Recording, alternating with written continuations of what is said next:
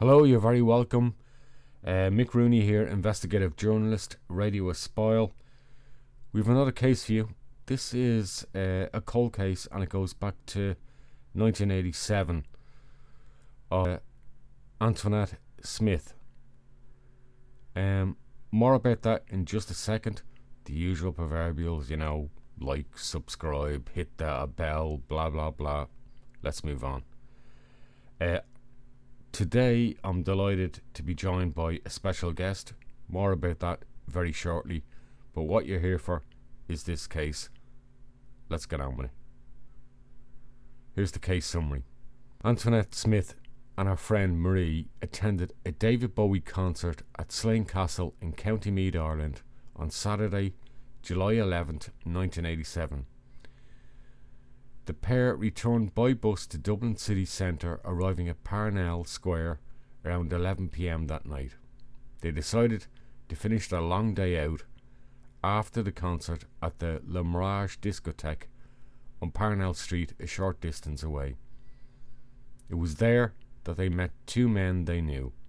Having remained in the two men's company for the rest of the night, they all left the nightclub shortly after 2 a.m. Antoinette's friend parted company with the group, deciding to head home, while Antoinette stayed on speaking to the two men until all three walked the short distance to a taxi rank on O'Connell Street. It's in Dublin, main city. The men got into a taxi and headed off to the Ballymun area, while Antoinette instead chose to walk down towards O'Connell Street Bridge. She was subsequently reported missing by her husband when she did not return home to collect her two young children the following day.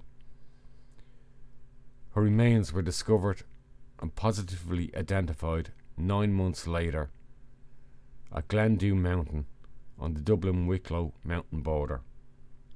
Now, I want to introduce you to my guest. It's been a while since I was joined by a guest on Radio Espial, but I'm delighted to say that we're joined by Ciarán McConnell from Irish Cold Cases and the website Ireland's Vanishing Triangle.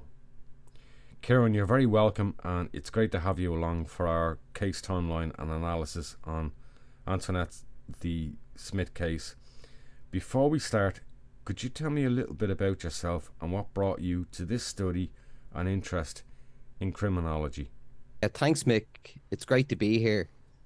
Yeah, I studied at LYIT and DCU in law and criminal justice, and obtained a degree and diplomas in criminology and mediation. Although now I'm actually working in healthcare, but my passion and interest is criminology and specifically cold cases. I set up the blog, website really, Ireland's Vanishing Triangle.com. The website has nearly 12,000 views by now, and there's also a Facebook page called Irish Cold Cases and a group where we discuss the cases sometimes. Now, I don't subscribe to the term Ireland's Vanishing Triangle or anything. It's just really a media term. So but it's important because it actually works to draw attention to the cases. The media like it, and it just draws people's attention on Google or whatever. So a good example is the Golden State Killer case. I think in the 70s and the 80s, they originally called them things like the East Area Rapist and the original Night Stalker, and then eventually an acronym like Earons, and it just never caught on. And then eventually someone in, I think, 2015 called them the Golden State Killer, and it draw huge attention to the case, and there's documentaries, podcasts, all that sort of thing. So the name is important in that sense, but it doesn't really have any relevance to the cases. So, and also I wanted to build a database, because when I started researching the cases from Ireland, there was nowhere really, nowhere you could just cross-reference things and so on. And I actually started doing it myself on Word, and then I just started putting it online. So that was good, and it grew, and then and just see if there was any links between some of the cases was also something I was looking into, and then to draw attention to some of the cases that are like less known, like Eva Brennan, Imelda Keenan, and Claire Boylan, because I think, like, say, Jojo Dullard and Annie McCarrick, they'd be probably some of the most famous missing person cases in Ireland, for the want of a better word. But some cases just don't seem to get the same attention for whatever reason. And also, lately now, I've started actually making a podcast on the cases. I've done about 8 episodes or so. So that's about it, really. I've listened to a couple of those podcasts, and in particular when we were just about to start this episode for the Antoinette Smith. I obviously listened to that episode. I think you also did. Cool. I think you also did Jojo Dullard, didn't you, as well? Yeah, I did as well. Yeah, no, you've done quite a number. I think 6, 8 cases. I think you've already covered, and I'm delighted to hear that the channel is doing so well for you. And Kieran, obviously, I'm delighted to have you along. I'll put all of the relevant links in the description of this episode. Thanks, and wherever it appears, and people can check them out if they want to check out Irish cold cases and the Ireland's Vanishing Triangle website. All those details will be in the description wherever you see this, either videocast or podcast that we do on Radio Espial. Much appreciated. Yeah, that's no problem at all. I think at this point, if I remember correctly, we're going to take an insert just to kind of colour the picture of this case. It's one of the, I believe this was one of the early Garda appeals, and then we're going to go into the actual timeline of the case itself, and I'm going to read through that timeline that you can see up in picture. So let's just go to that video insert. It's not very long, and when you come back, we'll be straight into the actual timeline. Yes, Colette. So Antoinette Smith at the time in 1987 attended the David Bowie concert in Slane that night and made her way home, and it was after that she disappeared, and her body was subsequently found a year later. As you mentioned, she was a mother of 2 at the time. Her children were very young. Her daughter Lisa was just 7 and Rachel was 3 years old. They are still waiting for answers and have had no clarity as to what exactly happened to their mother that night. I'm joined now by Detective Inspector Seamus Ryan from Bray Garda Station. Seamus, you're working on this case. Remind us exactly what happened that night after Antoinette Smith left the concert. That's right. Myself and a friend had attended the David Bowie concert in Slane. It was Saturday the 11th of July 1987. They returned to Dublin by bus, getting off at Parnell Square at around 11 p.m. and they then went on to the Mirage nightclub on Parnell Street. They met a couple of guys there, would have socialised there for a while and remained there until around 2 a.m. They parted company at that stage. Antoinette did remain for some time. We believe spoke to some other people in around O'Connell Street, and then would have walked a short distance to a taxi rank on O'Connell Street. I think the 2 men that were in her company then would have departed. The last sighting was of her on O'Connell Street. She walked by the Gresham Hotel towards O'Connell Street Bridge. That's the last sighting of her. It was then later on, on the 3rd of April 1988, then her remains were found at the Glendew Mountain, which is up near the Mass Monument, close to Glen Cree and Enniskerry. Okay, and it's been 35 years. That's the crucial reason why you're making this appeal today, Detective Inspector. But has there ever been any leads or any strong, areas of inquiry that you've examined over the last 35 years? Well, this was taken on by the Serious Crime Review team. It's with us to fully investigate, and has been with us to fully investigate. There's various strands that we follow through on and inquiries that we keep making. We have a full investigation team on it at all times. For operational reasons, I can't go into the various strands, what they are, but there's continuous work and there's a full team on this at all times to try and progress the matter. OK, Detective Inspector Seamus Ryan at Bray Garda Station, thank you for joining us. It's lunchtime. So, Colette, the Garda are hoping that with the passage of time, these 35 years, that somebody with information will feel comfortable about coming forward, particularly keeping in mind Antoinette's 2 daughters who are still searching for answers. heard the case summary. What I want to do now is I want to go in much more background detail, as I do always with these timelines. So we're going to go into much more in-depth into the background, and we're going to go into the actual day by day, week by week, and then ultimately, as happens with these cases, month by month and into year by year. So just on the background of this case, Antoinette Smith was 27 years of age when she disappeared. Originally from Crumlin, Dublin, she grew up in a home with her parents and 4 brothers. She was very outgoing, chatty and social, and enjoyed music and fashion. She was the mother of 2 young children, Lisa, age 7, and Rachel, age 4, at the time of her disappearance, and had recently separated from her husband Carl after 8 years of marriage, having got married quite young, just before her 20th birthday. She lived at Kilmahudrick Court, Clondalkin, and that's it for people who maybe are not Irish, or that's a suburb of South Dublin from the city centre. And the couple agreed it made more sense for Carol to stay with her 2 daughters at her house in Clondalkin on the night of her disappearance.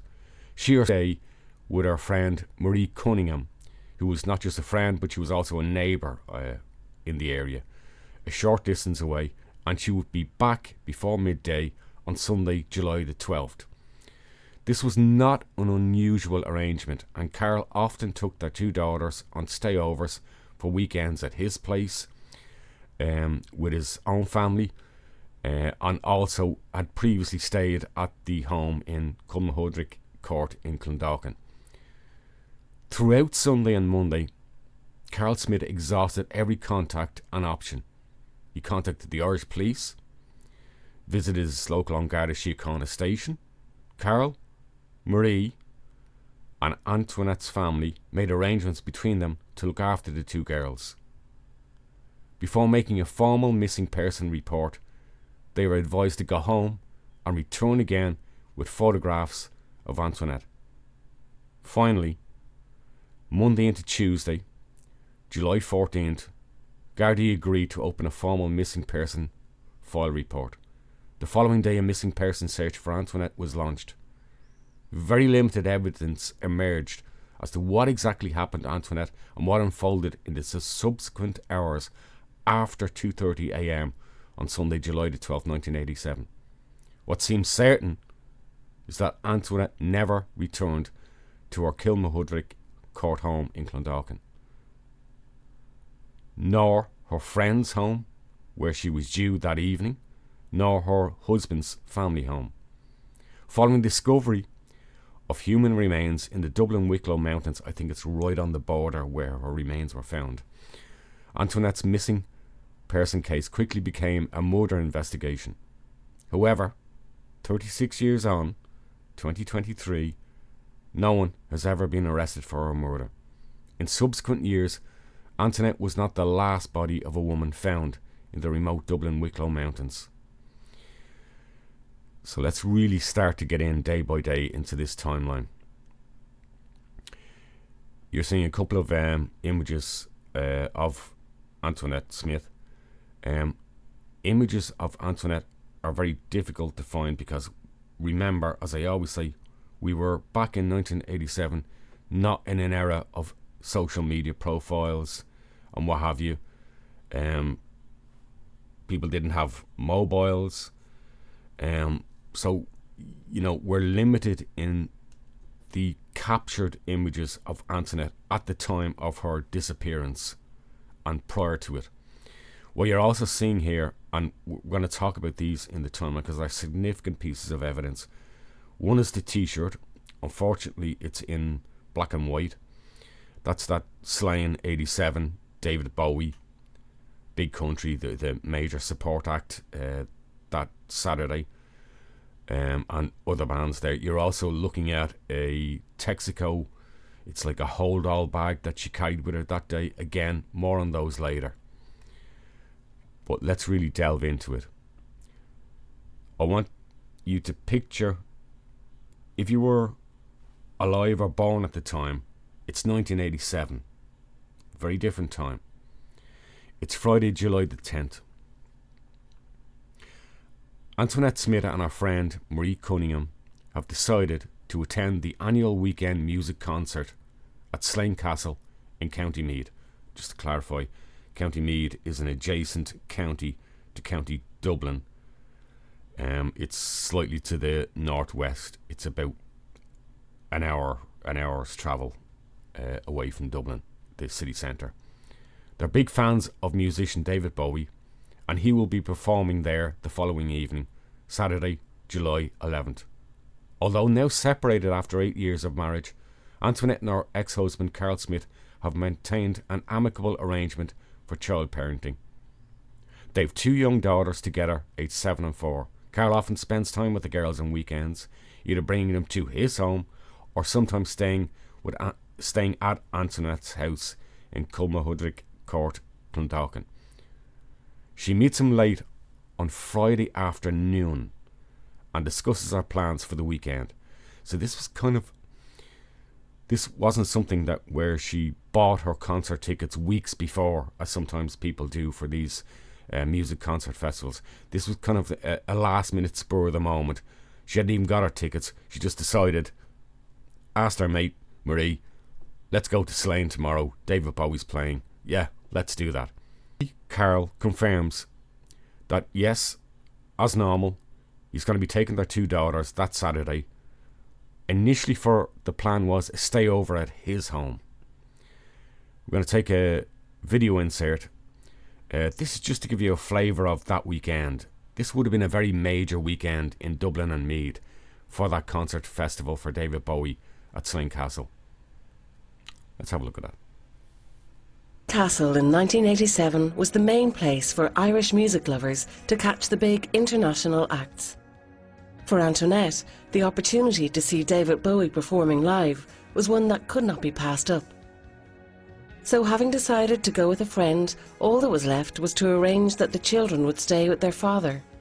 The prime parent, Antoinette's time is limited during the week with 2 young daughters, one attending school and the other soon to start that coming September. She relies on Carl and family to have the occasional night out. Carl happily agrees, and they both agree to meet close to his workplace on the Naas Road the following day. This is the day, Saturday the 11th, 1987. Antoinette readies the girls for the weekend stay over with their dad, and she with the kids gets the bus from Clondalkin to the Naas Road where Carl works with Dublin Fire Brigade. When he learns that day she intends staying the Saturday night with her friend, the neighbour, Marie, after the concert when they return to Dublin, and that she will be back late to Dublin, they agree as a couple it will make more sense for Carl to stay over with the girls at Antoinette's own home that night rather than bringing the girls to his own house, because she'll be back by lunchtime on Sunday. I always include in these pieces the aspects of the family, their input, their memories of the time itself. What you're about to listen to is Lisa and Rachel talking about their mother and their memories, but specifically their memories of that day in question, that Saturday. She came from a family of 4 brothers. She lived with her mother, her father. The family home she lived in, she grew up in Crumlin. She was real tall, glamorous, always had her makeup done and always in her high heels. That's what I always remember, because I always hear her coming, especially if we were up to no good. You'd hear the heels and no to leg it. I wouldn't have memories, it's just really photos for myself, and that's what I hold as treasures to me, and it's good to look back on that, to remind me that that's my mum in them photographs and she does exist, so. Like any 27-year-old, mad into music, fashion, going out with our friends, normal 27-year-old. It's 11 a.m. Carl Smith is just finishing his work shift. He's met her with the 2 kids. He gives Antoinette £30 and tells her to enjoy the concert and her time out. He and the two girls, Lisa and Rachel, wave goodbye to Antoinette as she heads off down the Naas Road to catch a bus to Drimnagh, where she is meeting her friend Marie. It's the last time Carl Smith and his two daughters will ever see their mother again. These next times have to be circumspect. They have to be circumspect because we don't have CCTV. We're limited in what exactly we know. But based on what we do know and factual evidence, at some time around 11:30 a.m. to 12:30 p.m, coming into the afternoon, Antoinette has met Marie in Drimnagh, and they stop off in Valhatton's pub to have a drink before getting the bus to the city centre. There are some details that possibly they went to a second pub in that area of Drimnagh. Again, as people who know me well know, I'm very much familiar with this area, having been brought up in Walkinstown, close by. Around 12:30 to 1:30 p.m, in that hour window, Antoinette and Marie arrive in Dublin city centre. At this point, they've purchased their concert tickets, and they've now both bought David Bowie t-shirts with a distinctive picture of the singer and pink logo of the concert. They're set to make this a real day out, and they purchased 2 flagons of cider before heading to catch the bus. These are dedicated buses to take them to the festival. Around 2:30 to 3 p.m, these special concert buses that have been laid on, they board one of them and they set off to Slane Castle from Dublin City to County Meath for the evening concert. It's about an hour, maybe a little bit more, particularly a classic coach, that time, people getting on. So we believe it's in and around 75 minutes it would have taken her. Throughout the day, the city of Dublin's thriving with concertgoers. They're all heading out to Meath, County Meath, for this festival. This is a very common thing in Dublin, even in this day and age now. Doesn't matter who it is, whether it's Coldplay, Garth Brooks, you'll see people milling around Dublin city centre when there's a major concert or music festival going on, particularly at this time of the year in the summer. We're going to move to 4 to 5 p.m, so it's later in the day, in the afternoon. Both have already arrived at Slane Castle. It's in the Boyne Valley, County Meath. At this point, we have Marie's subsequent account to Gardaí to rely on. I think this is really important now. We're now relying on Marie's account, later account to Gardaí, as to what exactly unfolded that day, their movements and what happened. Again, I want to say this is a cold case investigation from 1987. We've no mobile phones, no CCTV footage to rely on. We're in the realm of eyewitness accounts and their reliability. As with all cases, particularly older cases like this, when dealing with young people of an era, I would ask viewers and listeners to suspend personal judgments and in particular moral opinions being imposed. At least 2 eyewitnesses identify Antoinette at the Slane Castle concert that July evening, late afternoon. We believe both girls are spotted at a chipper van buying French fries. We're looking at this case to establish facts. What happened, what might have happened later that night, and are there any details or clues that might have been missed or require further examination for a cold case file. We're not here for whataboutery or I wouldn't have done that or I'd have done this or that or whatever, or to use personal agendas to indulge in victim shaming or wild baseless speculation and finger pointing without any factual foundation. The concert is over. They depart on one of the special buses, County Meath. They're heading back to the city centre of Dublin. It's around 11 p.m. and around this time Antoinette and Marie return from the concert right into the city centre on the north side of the city. The city's trying with returning concert goers wanting to finish their day off, and Antoinette and Marie are no different. But remember, it's still been a long day for Antoinette. With 2 young daughters, she was up early that day, and there's been lots of travelling back and forward on buses and what have you. So they get off the concert bus in Parnell Square and head down the street to a nightclub called the Mirage Discotheque.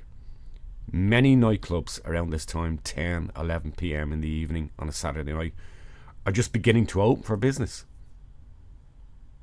11:30 p.m. to 2 a.m.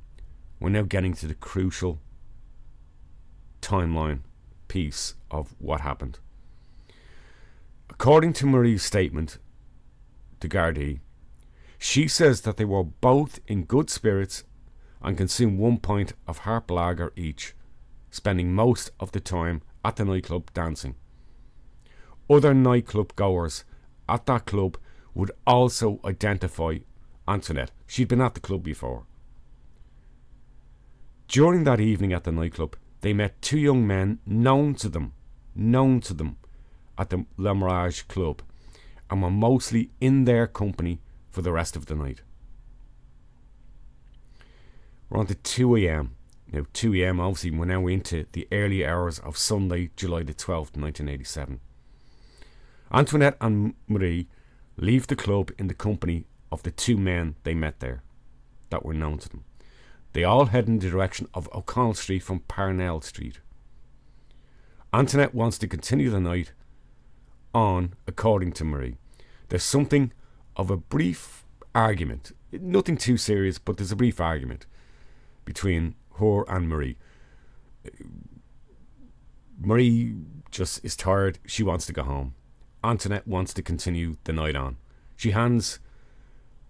Marie hands the spare key of her house to Antoinette, and she heads back to Clondalkin, where she lives. There's some dispute exactly as to how Marie got home, and I'm going to touch on this later. Marie Cunningham has not made a great deal of media presence, and I'd like to hear an awful lot more from her, because I think Marie still has crucial details about that night and what exactly unfolded. Questions I'm going to raise later. That's nothing on Marie, it's about to give us a better perception of what was going on that evening. So Marie has gone home. There's a question mark as to how she got home. Did she hail a taxi? There's mention in media, and I don't know how reliable that these are, that she actually thumbed the lift. Again, we go back to judgment, making moral opinions. I've touched on a number of these cases. Jojo Dullard, other cases where at the time the idea of hitching lifts wasn't an unusual thing, particularly for people who lived in rural areas where it was a time of day where there wasn't easy access to public transport. So it wasn't an unknown thing to do.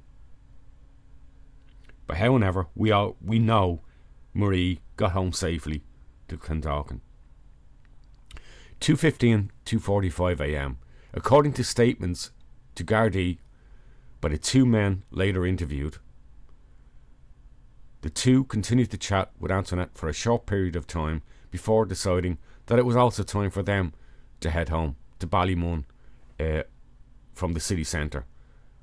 Antoinette is believed to have walked down towards O'Connell Bridge, presumably to also make the journey home to the south side of Dublin to Clondalkin. During Gardaí interviews, a taxi driver confirms that he picked up 2 men heading to Ballymun from O'Connell Street and casually knew one of them. He insists to Gardaí that the 2 men were alone in his taxi, and he brought them to their destination in Ballymun sometime after 2:30 a.m. But that's just his recollection. For reliable timeline purposes, this is ultimately where the trail ends for what happened to Antoinette Smith from his point.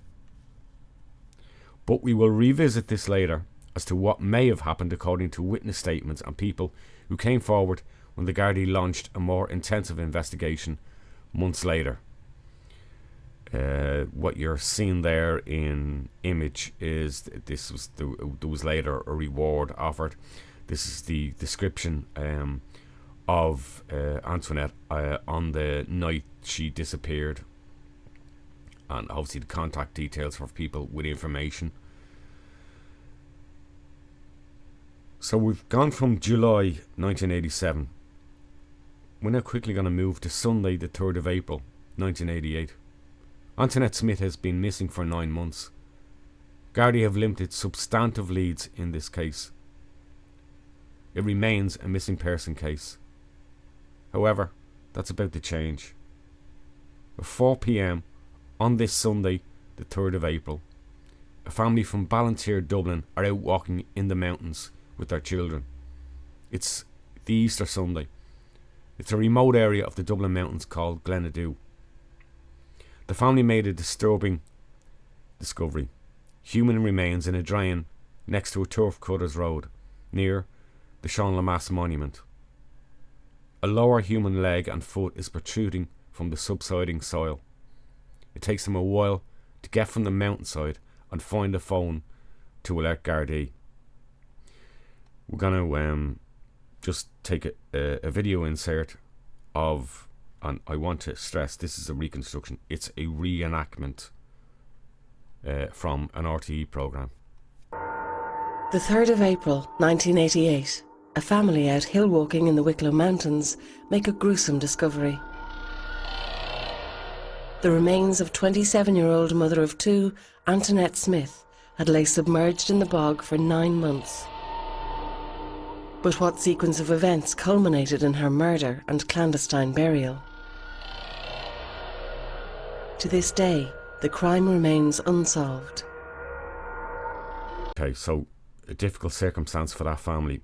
What you're looking at now, this is reasonably close at the end of this pathway, and literally it is like a country road pathway where that boulder is, and right at the end of it, if you follow your eye line along, you'll see that's the Lemass monument. Not far from this area, and I use it so you can see the rugged terrain. This is what this area was like.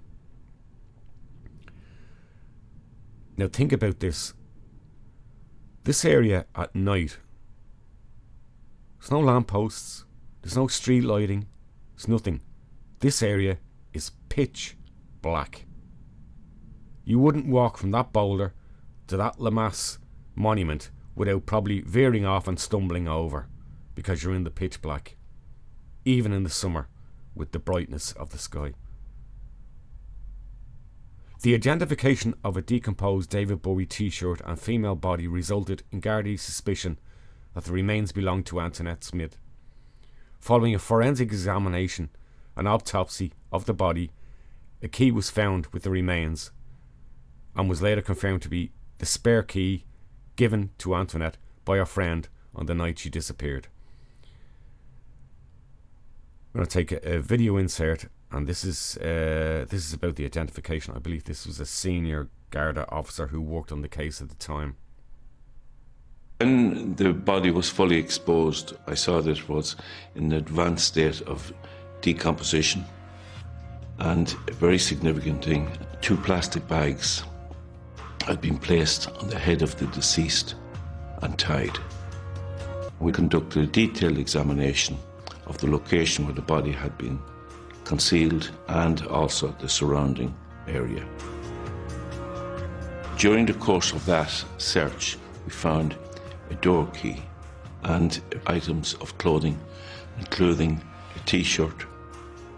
We would test this key in the door of her residence, which didn't work. But on the missing persons report was a note from her friend, and she had a key to her house. So the next move was to go to her house and examine and see that the key fit the entrance door, which it did. Now, this in itself was a great indicator to us that it was the body of Antoinette Smith. Now, the state pathologist's autopsy, I believe at this time it was Dr. John Harbison, he also confirmed that the remains were Antoinette, and he concluded that the most likely she died through asphyxiation, although it's still not certain. But however, 2 plastic bags covered Antoinette's head and there was no evidence of trauma, significant trauma to her body.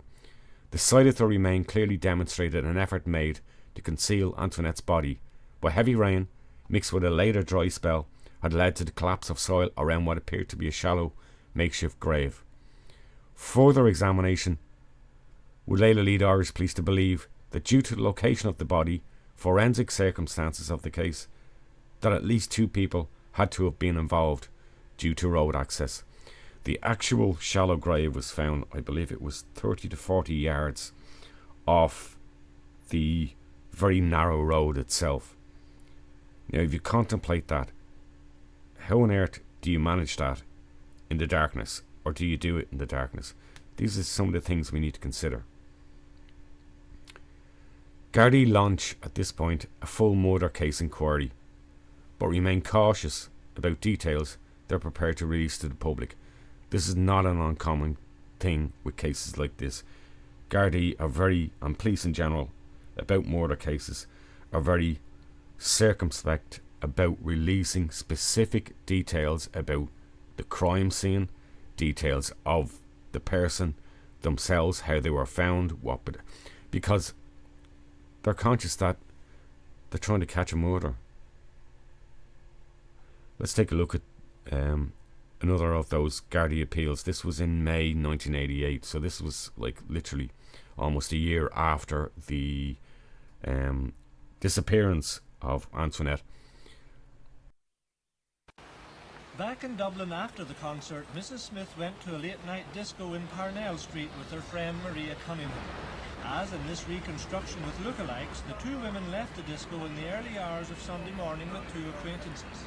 Mrs. Cunningham then left for Ballymun. The 2 men have been traced, one to America, and they say that as they crossed O'Connell Street to get a taxi, they saw Mrs. Smith walking towards Cleary's. About 3:30 a.m, a woman closely resembling Mrs. Smith got into a taxi in Westmoreland Street with 2 men, said to have rough Dublin accents. They were dropped off at Rathfarnham village, but extensive inquiries have failed to find where they went. That was the last time Mrs. Smith was seen alive, and the Gardaí are now trying to find the vital clues that will bridge the gap between Rathfarnham and the Dublin mountains where her body was found. We are very anxious to speak to anybody who saw Mrs. Smith and the people who are with her in the city centre area or here in Rathfarnham.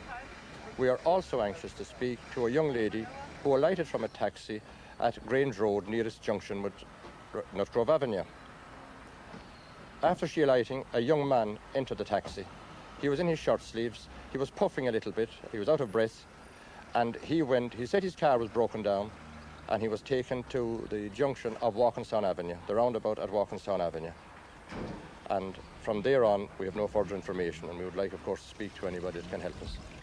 It wasn't until last month, 9 months later, that Mrs. Smith's body was found in a shallow grave 7.5 miles away in the Dublin mountains. Somebody may have seen those persons involved, and I would make a special appeal to hitchhikers, campers, turf cutters, and for that matter, any person who may have been in this area in the morning of the 12th of July last to come forward and assist us in our investigations.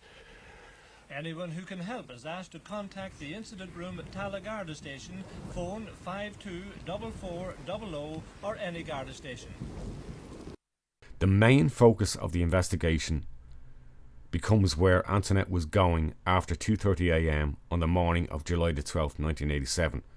She'd walked towards O'Connell Bridge in Dublin, indicating that she was moving to the south side of the city, where she lived, or some other venue on that side of the city. Back in 1987, most clubs and venues would be closing soon, and there was some thought given to whether she might be looking for some late night venue to get something to eat. But even those venues would soon be closing. With no further lines of inquiry developing, Gardaí decided to focus on the possibility that Antoinette, now on her own and likely very tired, simply decided that she would be heading home to Clondalkin and call it a night. They built a database of taxi drivers operating that evening in the hope one might come forward and remember picking a fare up in the vicinity of O'Connell Bridge and streets close by the road, or a taxi rank matching her description. So just on the details of Antoinette and what she was wearing that evening, there was a denim jacket, fragments were found, dark denim jeans, fragments found, navy blue high heel shoes, size 5. To my understanding, they were never found. And the distinctive David Bowie concert Slane Castle t-shirt, that obviously was found upon her body, still clothed in. And again, that red and black Texaco branded hold all bag, not found. I have no idea what was in that hold all bag. Maybe a change of clothes, deodorant, that kind of thing. But it seemed to be a very large bag to be carrying for a day out. But that's just my take. One significant lead did emerge. A taxi driver came forward to state that he remembered picking up 2 men and a woman matching Antoinette's description close to the Abracadabra takeaway at the corner of O'Connell Bridge and Westmoreland Street around 3:30 a.m. They got into the taxi and asked to be brought to the suburb of Rathfarnham. One of the men spoke with great bravado, and the other, taller man, pushed his knees into the back of the driver's seat. He was uneasy with his passengers on the journey to the Yellow House pub in Rathfarnham, but from overhearing exchanges between the 2 men and woman, he believed that they seemed to all know each other. He dropped them off at a slip road beside the Yellow House pub. While this eyewitness account remains highly circumspect, Gardaí did identify 2 men living in rented accommodation close to the Yellow House pub, one of which had actually attended the David Bowie concert that previous day. Both men, while still on the suspect list, but there's no evidence to connect them to the site in the Dublin Wicklow Mountains or Antoinette's remains. In May of 1988, also following a Gardaí appeal for information on a national Irish crime programme, another witness comes forward. He stated to the investigation that around 5:30 a.m. on the morning of July 12, 1987, he was out walking his dog on the Crookwood end of Military Road, which runs, I believe, from Dublin into the Wicklow Mountains, about 1.5 kilometres from where Antoinette's body would be found. He noticed a man acting suspiciously, loitering and appearing to avoid him. When he passed the man and said hello, the man did not acknowledge or respond. The man made his way past him and met with another man down in the car park. The man grew uneasy about the encounter and was concerned about his vehicle in the car park. He eventually returned down to the car park, but by then the men had gone, and we've no details as to how those men left or departed that area. Did they walk? Were they locals? Did they have a car or van that they used? In the summer of 1988, some details of Antoinette Smith's autopsy and death becomes public. State pathologist Professor John Harbison cannot determine the precise cause of her death. It's not certain whether she was strangled or asphyxiated, or when the plastic bags were placed over her head at the time of her death or before it. Her jaw did show some bruising, but there were no obvious detectable signs of an out-and-out assault or head trauma. Unfortunately, with body decomposition, no clear determination could be detailed enough to provide the exact circumstances of her death and where exactly she died. Gardaí are also careful to keep certain details private with their ongoing investigation. Outside of clothing, the denim jacket, the t-shirt, Gardaí also used jewellery to identify Antoinette. Unknown to the public and not disclosed at the time, for years, Antoinette had worn wigs due to a serious alopecia condition developed in childhood. She would often change hairstyles, and at the time of her disappearance, she was using a Franca Ferretti shoulder-length dark brown wig. This also helped to identify her body at a time DNA technology in criminology was in its infancy. While such personal depths of detail may be disturbing to some in a murder case, it's the very reason police in any murder case choose not to disclose certain aspects in the immediate aftermath on public appeals for information. Just like with an MI operation murder investigation, I need to know system of hierarchy is critical to preserve some information that may be relevant or important to prosecute a case in the future. As the years passed and the murder investigation into Antoinette Smith seemed to stall and take a backseat to other murders like Layla Brennan, Patricia Doherty, Eva Brennan, Annie McCarrick, Deirdre Jacob and Jojo Dullard, and some cases finally saw conclusion and conviction. John Creer, Philip Colgan, Joe O'Reilly, all prosecuted. Many cases still remain unsolved, even when there is still a primary suspect, but a convincing case can't be made to the Irish DPP, Department of Public Prosecutions. And it's that aspect that can be easily forgotten in so many high-profile murder cases. It's not that there isn't a prime suspect, rather insufficient evidence to proceed with a formal case and arrest to satisfy the DPP. The overwhelming evidence to convince a jury or admission of guilt has to exist first. Antoinette's daughters, Lisa and Rachel, now adults, have but memories of their mother waving goodbye to her on the Naas Road in Dublin on July the 11th, 1987. They appealed to Gardaí for a full case review of their mother's disappearance and murder. That cold case happens, but so far it has yielded many lines of inquiry, but no real progress. This year was no different, and on the 36th anniversary of their mother's murder, they appealed once again for more information. We're going to move on now to some conclusions and case analysis.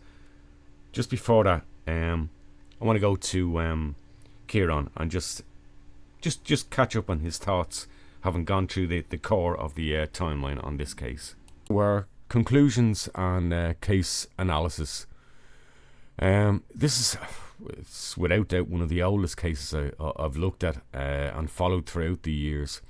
As with so many, it suffers from a lack of immediate response in the first critical 48 hours of a person going missing, and crucially forensic and technical data, now so commonplace with cases not being available at the time of the case. The only other case I think I can think of so old and unsolved that I've looked at is the Philip Cairns case.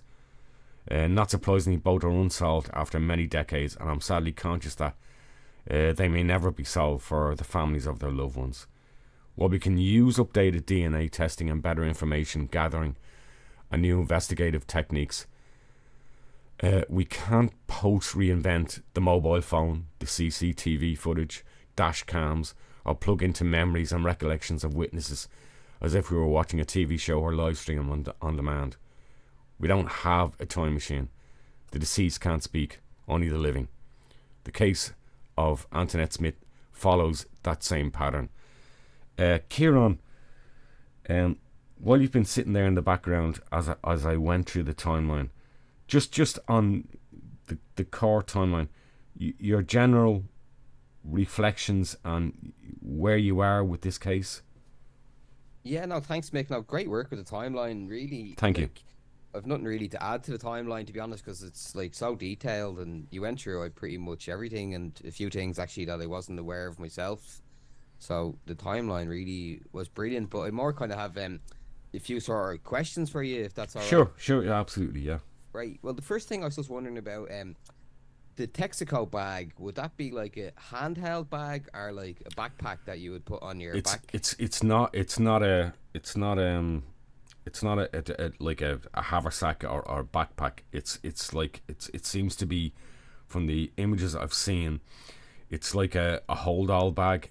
You would literally take overnight if you were going to a mate's house to stay over, that kind of thing, and like you want sports to bag type yeah thing. sports bag kind of thing that if you were taking, it's and would you have had a, sorry to interrupt, would you have had a handbag with her as well, or in the reconstruction?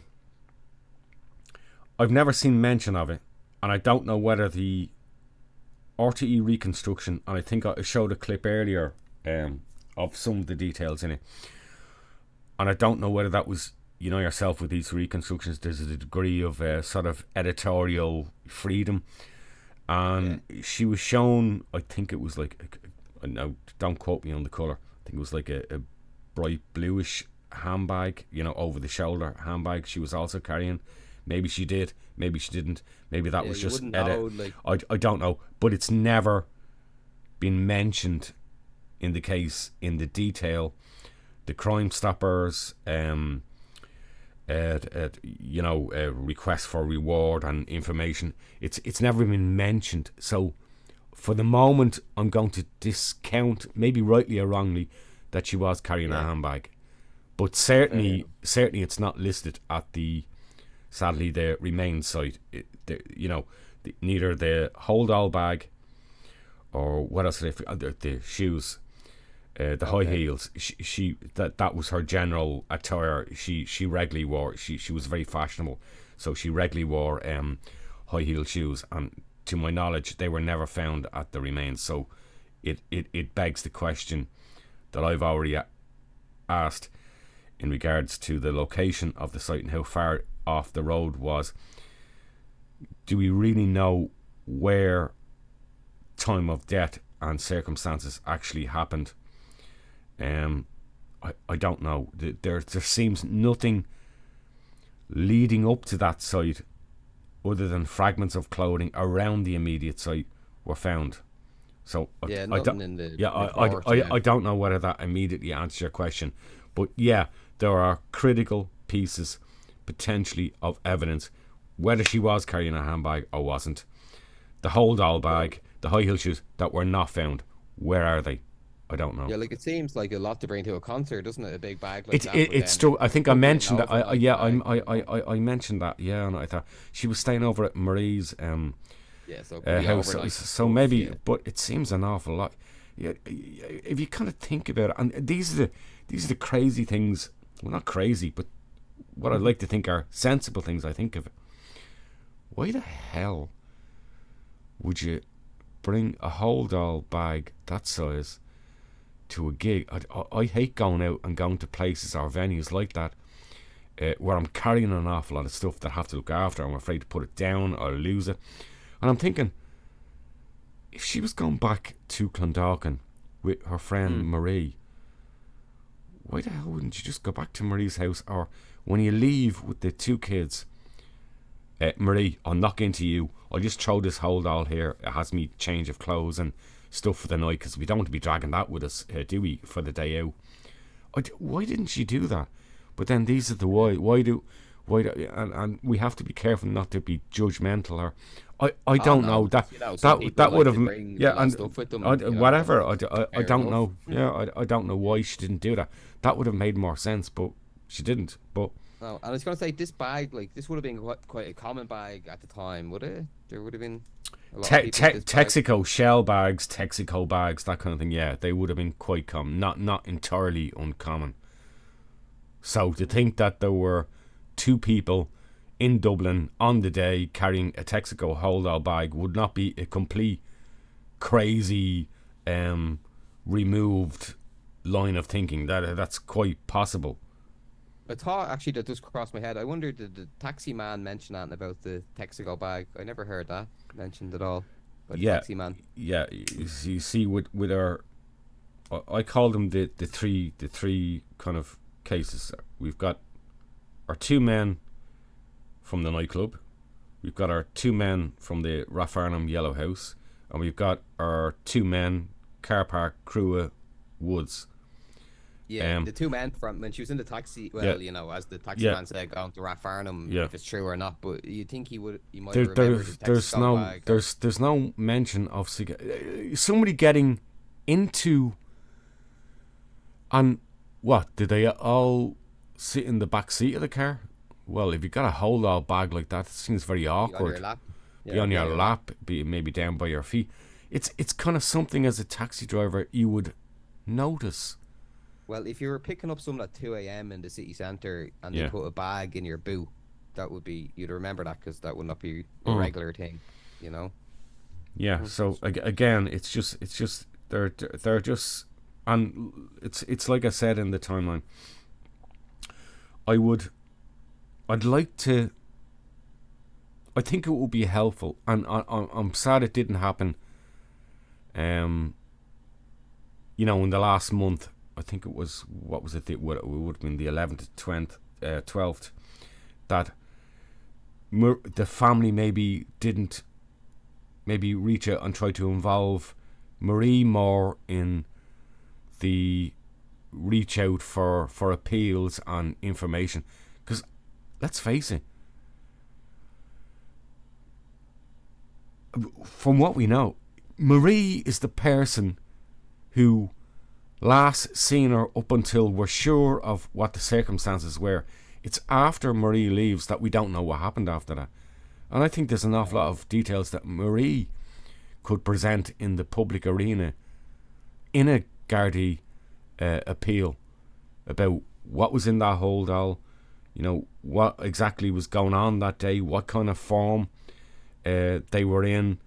It's the best witness they have so far. It's really. it's So, exactly, you know. everybody else after that 2:30 a.m. timeline is all very circumspect. Was it that person? Have they come forward? No, they don't appear to have come forward.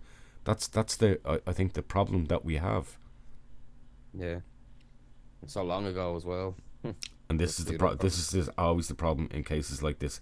I think I just, you know, mentioned it there when we were doing our conclusion on analysis. You know, you've looked at so many cases, I've looked at so many cases, and this is such a common theme. That first 48 hours, there was so much critical time lost. People's memories fade.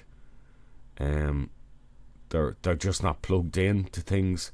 And there was a 48-hour period. I think even Carl initially in the early stages mentioned it, the husband, that, you know, he initially went to the Gardaí, contacted them on the Sunday, and seemed to feel that he was being fobbed off. And look, she's, you know, because the official reports say she was reported missing on Tuesday, the 14th of Tuesday July, seems to be when it. the guards. Yeah, Sunday. Yeah, and this is and this is where people can run away. Oh, why did he take him so long? Sorry, actually, he did contact the Gardaí on the Sunday.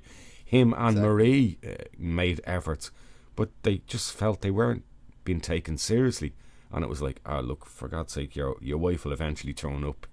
She's probably just gone off in a bit of a mad one, you know. She'll be fine. Don't be worrying. Come back to. And then when he insisted, they insisted on him. Oh, come back with a photograph of her, and he had to trawl through and find photo. And then he came back, and then it really was Tuesday before they started to seriously take him. You know, that okay. 48 hours after. Of course, people, you know, and like I said, with that area in the Crook Woods, what that guy recognised, and the area where her body was found, moving, if she'd passed prior to when she was brought to that area, that's a hell of a difficult thing to do. You need transport. That's 100% a physical, yeah. you know, how on earth do you physically do that in the depths of night? So it's just my thoughts. I don't believe, as the term goes, it's hard to say it, but it is what it is. Her body was deposited there after, likely, she was murdered. Somewhere else, it's very hard to think that she would have been brought from somewhere, struggling, with plastic bags over her head, put in the car, brought there without a struggle, without leaving evidence in the run up to that area where her final resting place sadly was. I find that hard to believe. Drove out Military Road and, you know, just drove into the abyss. Effectively deposited her remains there. And then, would you say, like, it's I know, like, because of the way where she was found, it's most likely it was two people that brought her there because it was so difficult to bring her body in. It's hard to believe it. It's not I'm sure it's not impossible. You couldn't be 100%, you know. No, you can't. But it would be hard to believe that only one person drove up there with Antoinette Smith deceased and somehow managed to navigate a bog of uneven ground, soft ground, dig a shallow grave, bury it over. It's not impossible, but it just seems unlikely that only one person was involved. Yeah, it does. And I was just going to ask, how come it's Bray Garda Station handling the case? I think it's to do with the jurisdiction of where the body was, the remains were found. It can change. I've seen cases where it moves from Dundrum to Rathfarnham to different areas. It just or sometimes when it goes to the Garda Serious Crimes Review Unit, it might get moved temporarily from one unit to the senior unit review team or to the cold case team. It's like, for example, the press conference today with Deirdre Jacob. Like, that's currently with the Kildare Gardaí. So cases can move, but usually if you get to a stage of a prosecution, usually it will revert back to the original team that raised the actual case. So it's not unknown for a case to move.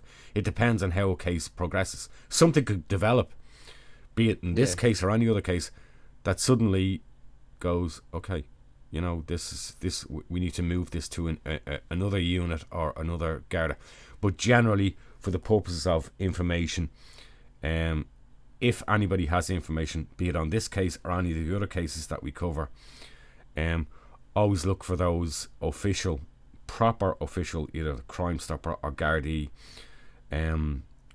posts that are put up, and it will always give the exact contact details of which specific Gardaí unit or headquarters is dealing with the case itself. Oh, okay. And then I was just going to ask, remember you were saying that when Antoinette was in town, like, it was unlikely anywhere was open. I wonder, was there even one or two nightclubs that would have been open past 2:30 and then I'm sure. I remember times I would have been of that age and era.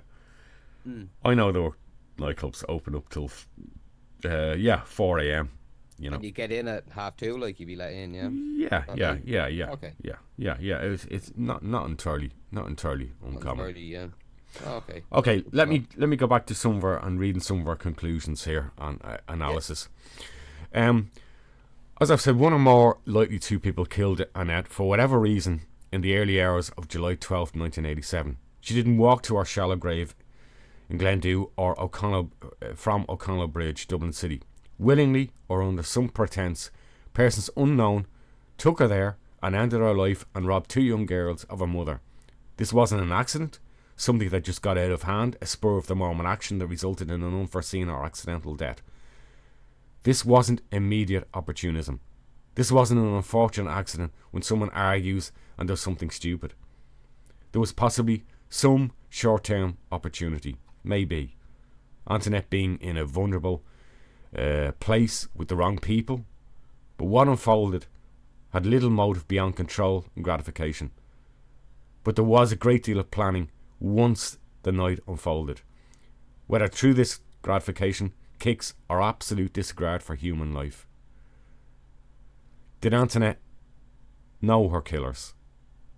It's possible, maybe just casually, or even just for a few short hours that night from Saturday into Sunday. But there's absolutely no evidence her ex-husband Carl had anything to do with this. It's before anybody leaps to, conspiracies, and he's alibied and completely discounted as a suspect from this case. At home, with our two young daughters, he wouldn't even have known where Antoinette was that night beyond Slane Castle to Dublin City. He and Marie were the first two to raise the concern on alarm later on Sunday, July 12th. But here's some points.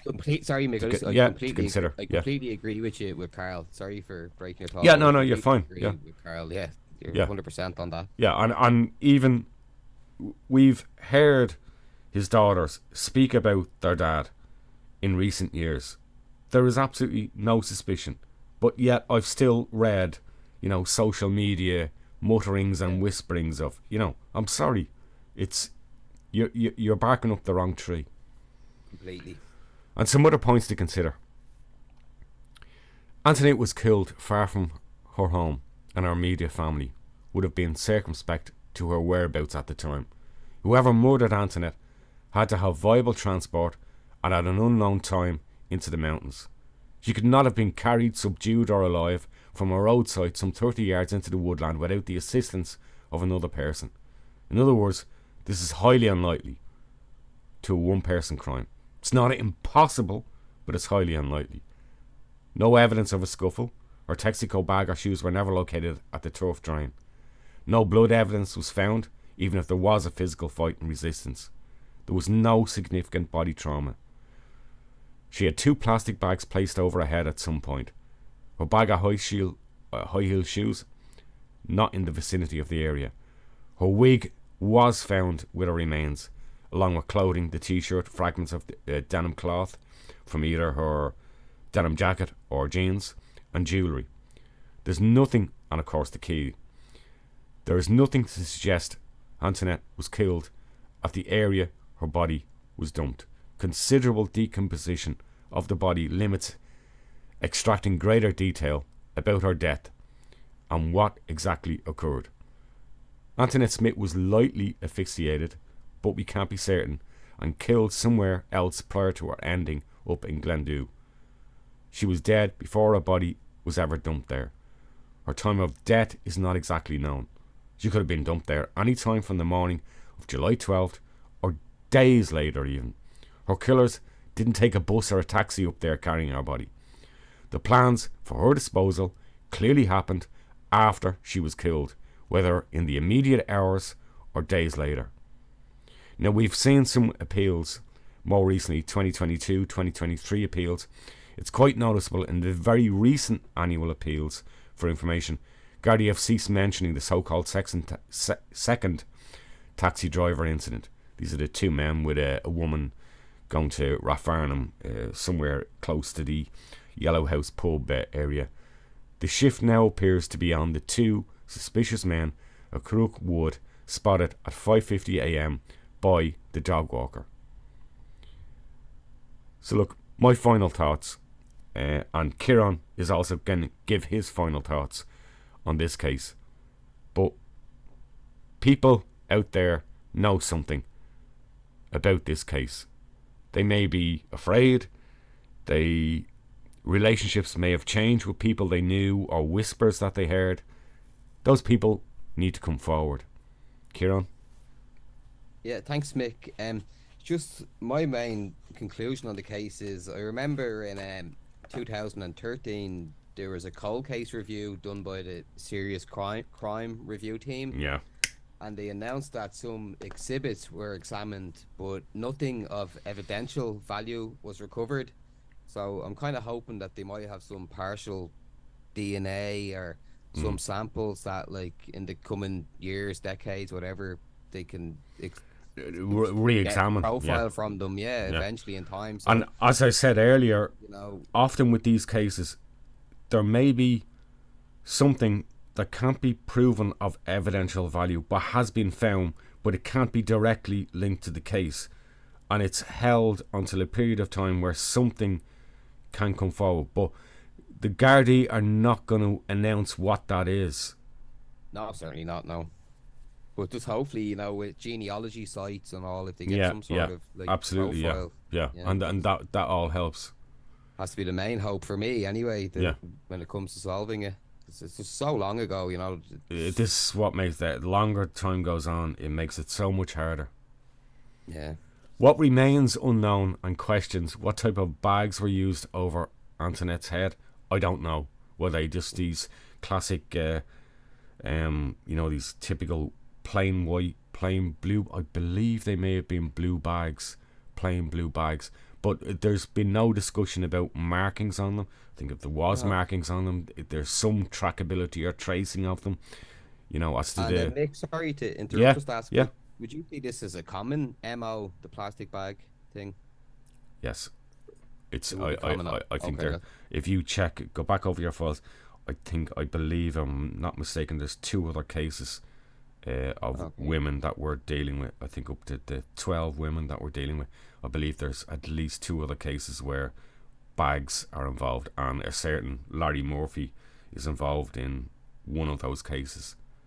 Okay, actually, I might do some research myself Yeah, into that. yeah, See, it's certainly extend it out. worth checking out. Yeah. Okay, And I just want to ask you one more thing, Mick. Would you have any feel for the age of the people involved, the killers or killer? I would say I would say older, but Older. not significantly older. I mean, what age? And she 27. 27, around her age or not much older. Okay. She's not gonna. I don't think Antoinette would have went off with anybody, whoever she interacted with that night, with somebody who was not of her age. You know, I'm not sure she would have felt comfortable with that.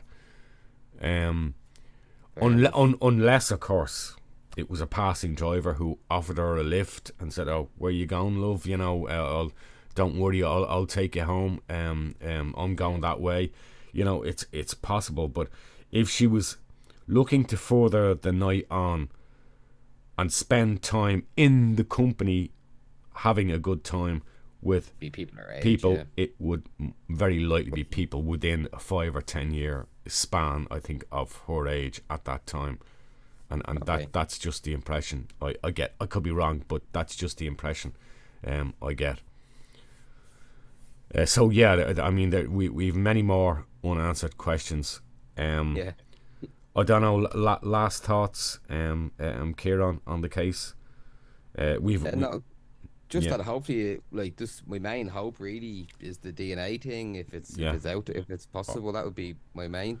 Or somebody thing. or somebody can offer more information that leads somewhere. But at the moment, this case seems to be at a bit of a dead end. It's not really in recent years been going anywhere. No, so hopefully, I think one of the daughters spoke with Drew Harris recently. So Yeah. hopefully So that would maybe be maybe something little comes bit, yeah. comes from that.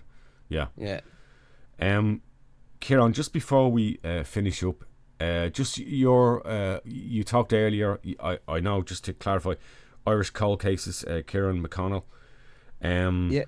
He has a group and a page as well on Facebook. If you want to give that a like or follow it and join his group, where he discusses cases like this and pretty much does what we're doing here.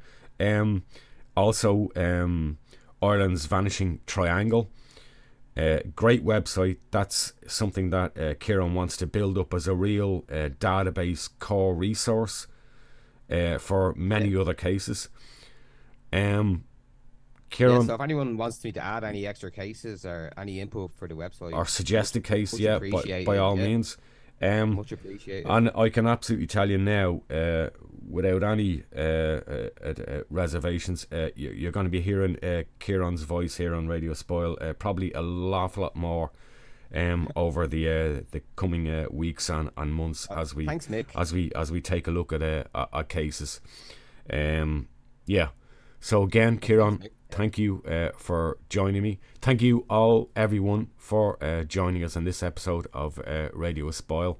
Again, regarding Kieran, details in the description for his group Facebook page and the Ireland's Vanishing Triangle website. I think it's only appropriate that I leave the last words on this case with Lisa and Rachel. Here we go. Take care. God bless. I'll see you all again soon in the next episode of Radio Spoil.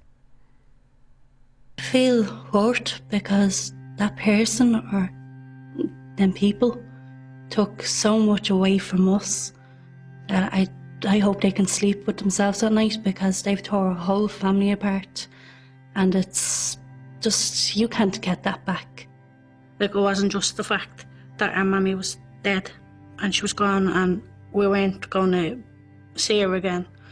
It was like the fact that she was so cruelly taken from us, and the person that done it is still out there.